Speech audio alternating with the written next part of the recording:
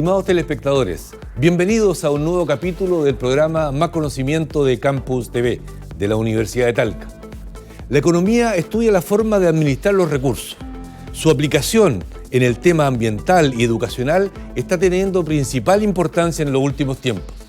Para conocer más sobre este tema, conversaremos con la profesora Lady García de la Facultad de Economía y Negocios de nuestra universidad. Acompáñenos en Más Conocimiento. La profesora Lady García es economista de la Universidad de Antioquia, Colombia. Tiene un magíster en Administración de Empresas en la Universidad de Talca. Es doctora en Economía de la Universidad de Chile y profesora asistente de la Facultad de Economía y Negocios de la Universidad de Talca. Ha realizado investigaciones en el área de economía ambiental y de recursos naturales y economía de la educación. Ha participado en más de 27 publicaciones, diversos proyectos de investigación, entre ellos un proyecto Fondesit y un proyecto Anillo. Conversaremos en este capítulo con la profesora Lady García de la Facultad de Economía y Negocios de nuestra universidad. Ella trabaja en el ámbito de la economía del medio ambiental y de la economía educacional. Gracias, Lady, por acompañarnos en este nuevo programa. Bien, muchísimas gracias por invitarme a participar de este y poder dirigirme a la comunidad y contarle un poco sobre lo que hacemos nosotros en economía. Bien, vamos a ir avanzando desde lo más amplio hasta los aspectos que tú directamente estudias en tu proyecto. Yo creo necesario definir o esbozar de qué se trata la economía. Bien, mira, la economía es una ciencia que básicamente trata de administrar los recursos escasos y limitados, y en general es a lo que enfrentamos cada día en la vida cotidiana. Tenemos un día que dura 24 horas, un recurso limitado, tenemos un ingreso de nuestra familia que es un recurso limitado, tenemos una explotación de cobre que es un recurso limitado. Entonces lo que trata la economía es básicamente de estudiar cómo se administran estos recursos para proveer bienestar, básicamente. Y esa economía está, voy a decir, a distintos niveles, nivel país o nivel mundo, sí. Niveles regiones, niveles familia.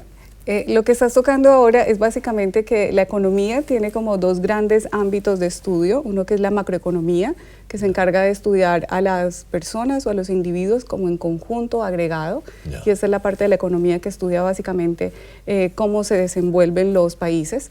Y ya tenemos la parte microeconómica, que se refiere más a cómo las empresas y las personas tomamos nuestras decisiones económicas y cómo esas decisiones que tomamos nos generan utilidad, beneficio, bienestar. Bien, me quedó perfectamente claro. Qué bueno. Vamos avanzando más a los tópicos que tú estudias.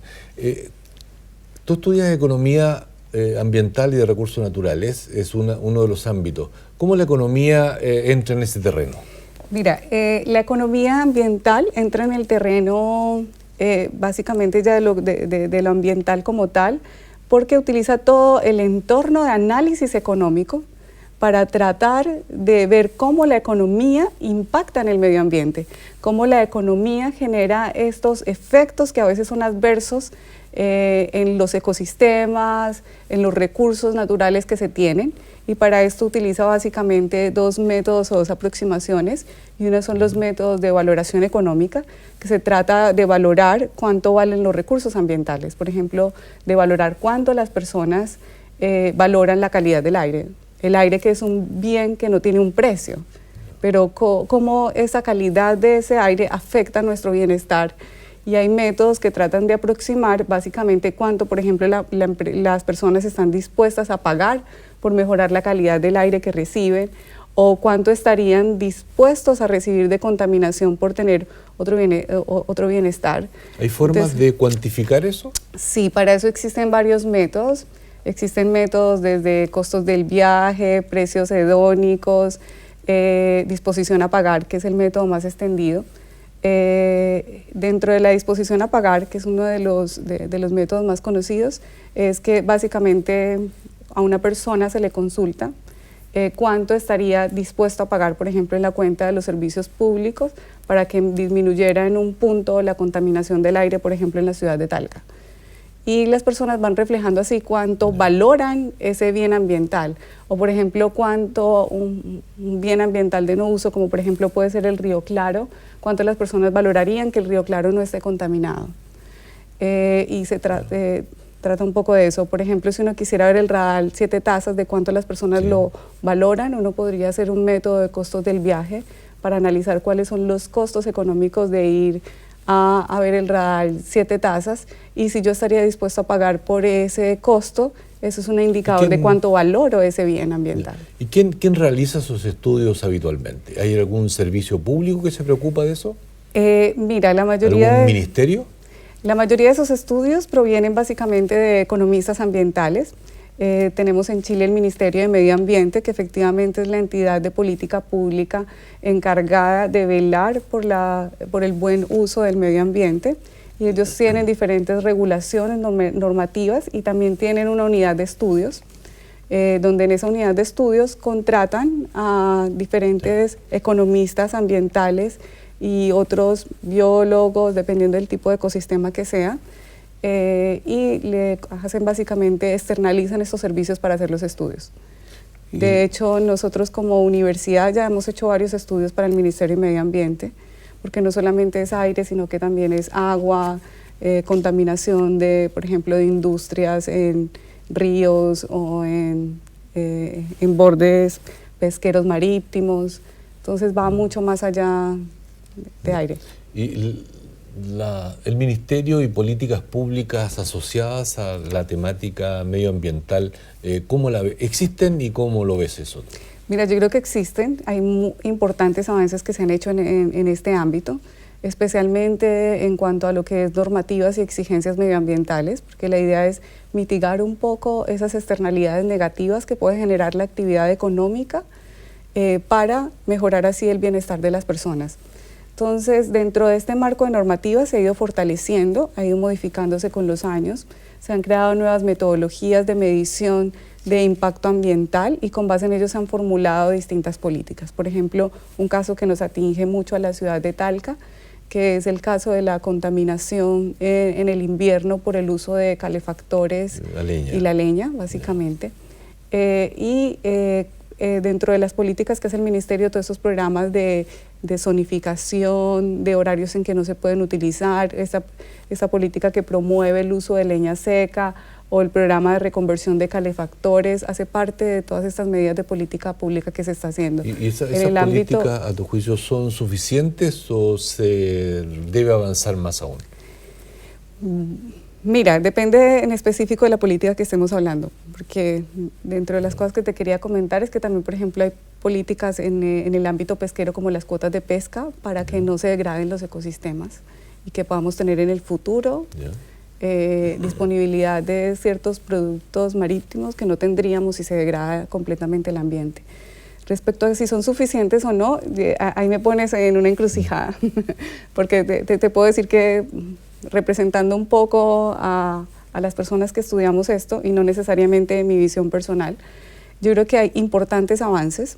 Uno no podría decir que una política ambiental es suficiente porque depende de múltiples aspectos, depende de cómo se dé, por ejemplo, el programa de reconversión, si efectivamente las familias lo aceptan, y nadie va a garantizar que si cambiamos todos los calefactores va a efectivamente mejorar la calidad del aire, si dentro de los hogares efectivamente no usan leña seca, o si usan aditivos que igual generan contaminación. Entonces depende de otros factores que van más allá del alcance de la norma o de la política y que también dependen de factores culturales, sociales, de cómo se adopte la normativa y además que son políticas de muy largo plazo, que no necesariamente, y a veces la gente no las percibe como tal y por lo tanto, si no hay una buena recepción de la comunidad, el impacto también va a ser más acotado. ¿A qué me refiero con esto? Por ejemplo, si la sociedad no recibe bien esta política de conversión de calefactores y no se compromete, entonces el impacto va a ser mucho menor.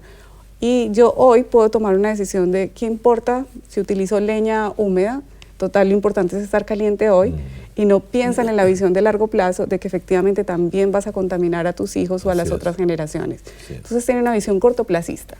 Y todas estas políticas tienen una mirada de largo plazo, entonces hay un choque entre la práctica.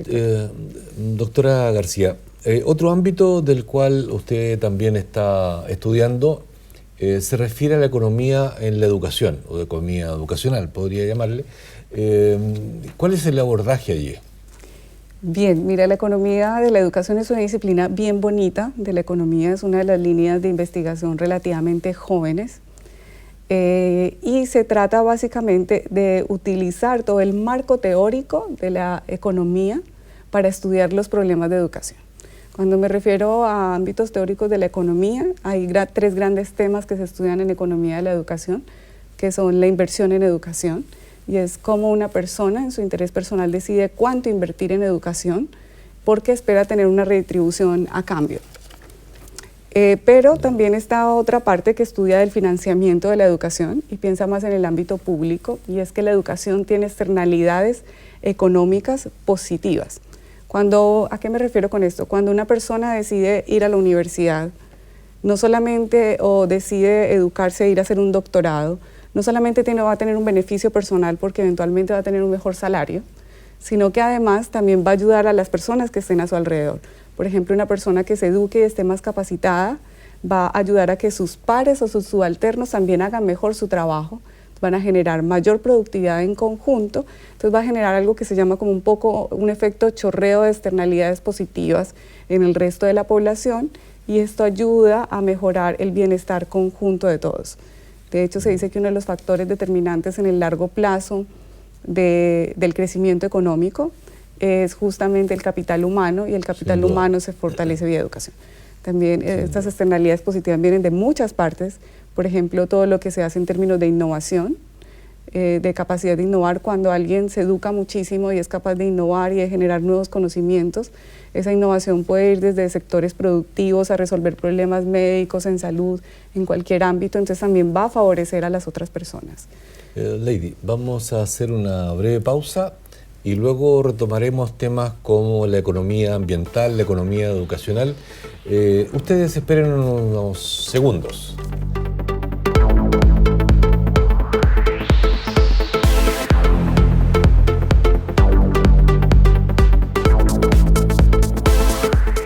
Estamos conversando con la doctora Lady García de la Facultad de Economía y Negocios de nuestra universidad. Lady, en esta segunda parte del programa quiero que conversemos sobre tu proyecto Fondesit. ¿De qué trata en términos generales primero? Mira, este proyecto Fondesit es algo que me apasiona bastante. Uno como economista tiene un background de herramientas para utilizar y diferentes instrumentos para hacer análisis económico, y en este caso en el ámbito de la educación es uno de los ámbitos en que es más difícil trabajar porque es demasiado multidisciplinario y hay muchas variables involucradas. Entonces nosotros como economistas básicamente lo que hacemos es modelamiento econométrico para hacer medición de impacto o de efecto y formular políticas públicas que mejoren la educación. Tu proyecto, perdona que te interrumpa, ¿tu proyecto está en qué nivel de educación? Mira, ¿puede decir a nivel primario, secundario, universitario? Bien, en este caso el proyecto que tengo es un experimento, es un RCT, que es como el sueño dorado de los economistas para hacer. Está enfocado en básicamente estudiar el efecto del impacto de un programa de política pública local que se llamó un programa de acompañamiento al aula, que consistía en que profesores recibían ayuda de otros profesores para preparación de sus clases, actualización de contenido, y había un programa de codocencia dentro del aula, que es lo que pasa mucho en colegios particulares, pero no pasa en los públicos, y en este caso lo implementamos en un grupo de colegios públicos. Y esto se hizo con un poco más de 14.000 niños de escuelas públicas. Sí, por eso digo que es un sueño dorado, porque es un proyecto bastante amplio y que está básicamente enfocado en educación escolar, que es donde se sienta muchas veces la base de lo que va a ser la educación futura y después a nivel universitario. En un proyecto anterior ya había trabajado con educación superior. ¿Y cómo conseguiste, porque era de acompañamiento, cómo conseguiste tantos que acompañaran a tantos profesores en aula, digamos?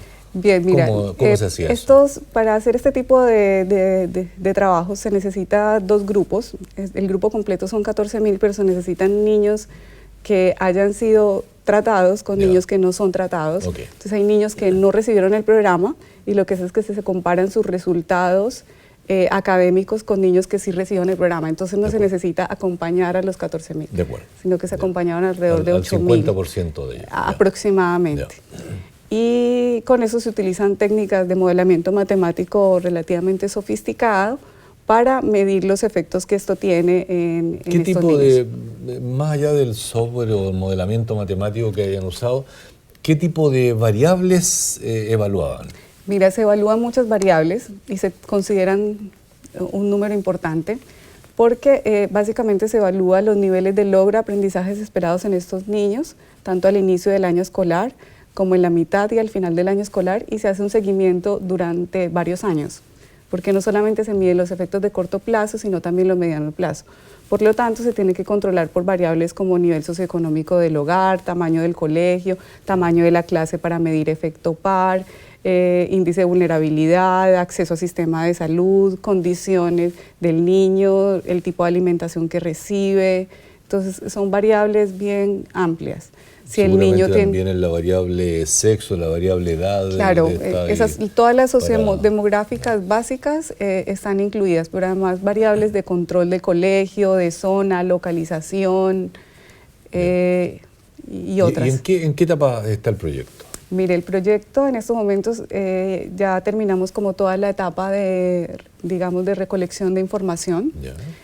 Hicimos ya la etapa de procesamiento de bases de datos y unimos mucha información, porque necesitamos información del niño, de la familia, del colegio, de la comuna en que estaba insertada el colegio. Ya se reunió todo eso y se hicieron las mediciones de impacto de corto plazo. Dentro de los resultados de corto plazo encontramos de que habían importantes efectos en el área de matemáticas, pero no en el área del lenguaje. Y ahora los que estaban intervenidos mejoraron su nivel de matemáticas. Y lo hicimos tanto con el nivel de logro de los aprendizajes esperados, que trata de medir un poco habilidades y no solamente conocimiento, como también con pruebas SIMSE, que básicamente están un poco más orientadas a medir conocimiento. Claro. Y ahora estamos haciendo la parte de modelamiento para ver efecto de mediano plazo, que serían 3 años después. Cuando ahí apareció un concepto que sería, creo, necesario explicar. Cuando dice estamos haciendo la etapa de modelamiento, ¿a qué te refieres con ese modelamiento? Mira, con este modelamiento se refiere a que detrás de cada medición de un efecto, cuando uno dice, por ejemplo, lo que yo me desempeño en una prueba va a depender de un grupo de variables como las que hablábamos antes, tiene que haber una relación matemática entre la variable de logro, no sé, pongámoslo en términos algo que todo el mundo conoce, la PSU, y de qué depende mi rendimiento ese día en la PSU. Entonces depende de cuánto estén educados mis padres, de cuál es el capital cultural que yo tengo, de qué tipo de colegio, de los libros y eso. Pero eso no son relaciones lineales, no es de uno a uno, no es como que si yo fui a un mejor colegio, entonces eso implica un punto más en PSU. No es una relación directa, sino que se necesita un modelo matemático que no siempre es lineal. Entonces se hace básicamente econometría avanzada que está diseñada para experimentos. Este modelamiento, para aterrizar, ¿son cálculos matemáticos? Cálculos matemáticos. Fórmulas matemáticas. Son fórmulas matemáticas que componen un modelo usan en el computador. En el computador, y nos estiman el tamaño del efecto y la significancia estadística de este efecto. Entonces, por ejemplo, no sé, un modelo matemático simple. ¿Qué posibilidades, voy a decir, reales existen de que si en el proyecto llegan a encontrar diferencias significativas, estadísticamente significativas entre los niños intervenidos, entre comillas, en los que se hizo el ensayo, versus los que no tuvieron intervención, de que eso pueda ser replicado? De hecho, las posibilidades son bastantes.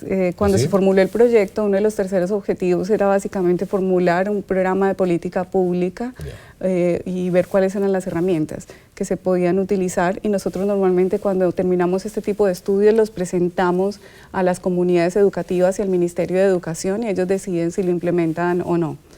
En este caso, de hecho, por uno de los compromisos cuando nos entregaron parte de la información, que de hecho pasó todo por comité de ética, es que nosotros debemos informar a toda nuestra contraparte de los resultados con el objetivo de que eso formule. La idea es que de hecho lo que me gusta de la economía aplicada es que no queda en el papel, sino que va directamente a enfocarse en la práctica.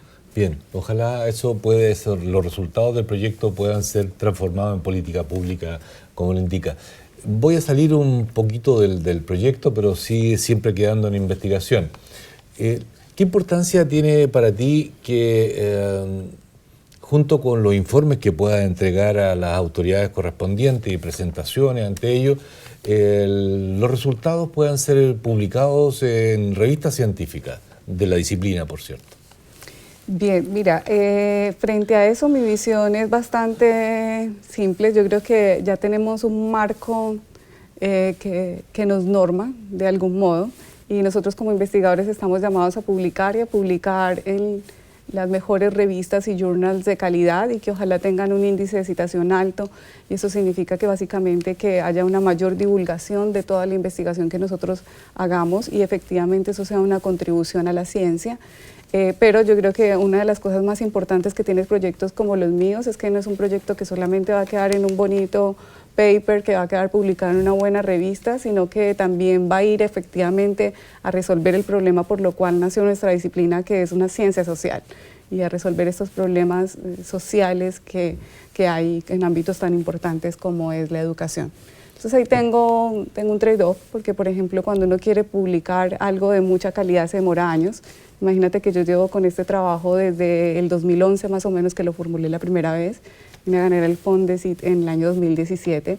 Son años de trabajo que no se publican de un periodo a otro, entonces ya más bien yo estoy como un poco en contra de en qué momento te exigen el producto, porque no es lo mismo publicar una revista, un paper en una top 10 a publicar cualquier otro. Entonces eso nos obliga a hacer esfuerzos adicionales para cumplir con todo, y que a veces va en detrimento de un buen trabajo que uno podría hacer con el tiempo, consensuado y mucha más tranquilidad.